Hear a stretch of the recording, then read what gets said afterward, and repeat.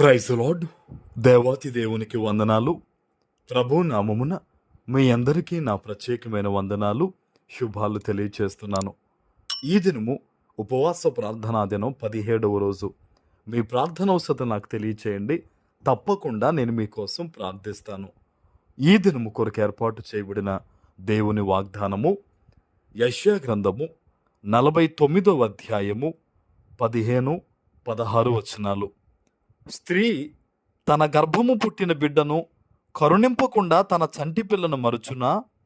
వారైనా మరుచుదురు గాని నేను నిన్ను మరువను.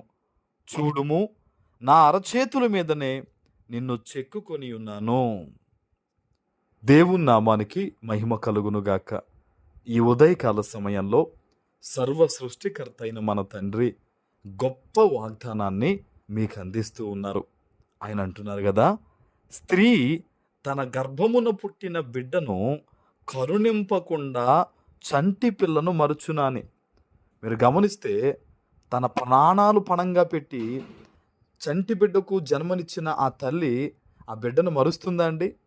కొన్ని సందర్భాల్లో చెప్తారు కొంతమంది, అలసిపోయిన ఆ తల్లి నిదురించిన కొన్ని సెకండ్లు మాత్రమే ఆ బిడ్డను మరుస్తుందంట.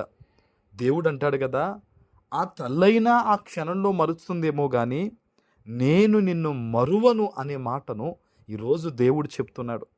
నీ బాధల్లో దేవుడు నీకు తోడుగా ఉన్నాడు. నీ ఒంటరి పయనంలో దేవుడు నీకున్నాడు.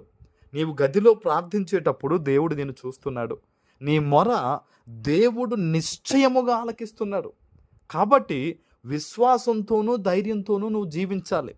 అపవాది చెప్తాడు, దేవుడు ఉంటే నీ ప్రార్థనకి ఎందుకు జవాబు రాలేదు, దేవుడంటూ ఉంటే ఎందుకు ఆలస్యం జరుగుతుందని అనేక అబద్ధాలు వాడు మాట్లాడతాడు. నువ్వు వాడి మాటను నమ్మొద్దు. దేవుని వాగ్దానాన్ని నమ్ము. నువ్వు నమ్మితే దేవుని మహిమను చూస్తావు. ఈరోజు ప్రభువు చెప్తున్నాడు, వారైనా మరుచుదురు కానీ నేను నిన్ను మరువను. నీ ప్రార్థన వింటానని, నిన్ను ఆశీర్వదిస్తానని, నీ కుటుంబాన్ని కడతానని, అనేక మందికి దీవెనకరంగా నిన్ను బాగుపరుస్తానని ఈ దినము దేవుడు నీతో మాటిస్తూ ఉన్నారు. హల్లెలూయా. ఎంత మాత్రము కూడా నువ్వు భయపడొద్దు. ఆయన నీకు తోడుగా ఉన్నాడు. ఆయన నీకు ఆదరణగా ఉన్నాడు గనుక నువ్వెంత మాత్రము దిగులు చెందొద్దు. ఆయన అంటున్నాడు చూడండి, చూడుము, నా అరచేతుల మీదనే నేను నిన్ను చెక్కుకొని ఉన్నాను. ఈ లోకమంతటిని, సృష్టి అంతటిని దేవుడు తన నోటి మాట ద్వారా కలగజేస్తే ఆయన బిడ్డవైన నిన్ను తన చేతులతో చెక్కుకున్నాడు. ఆయన తన చేతుల మీద చెక్కుకున్నాడు. ఆయన అంటూ ఉన్నాడు, నేను నిన్ను ఇంతలా ప్రేమిస్తూ ఉంటే నిన్ను ఎలా విడిచిపెడతాను, నువ్వెందుకు నేను వదిలేసాను అనుకుంటున్నావు అని చెప్పేసి ఈరోజు దేవుడి వాగ్దానం ద్వారా మాట్లాడుతున్నాడు.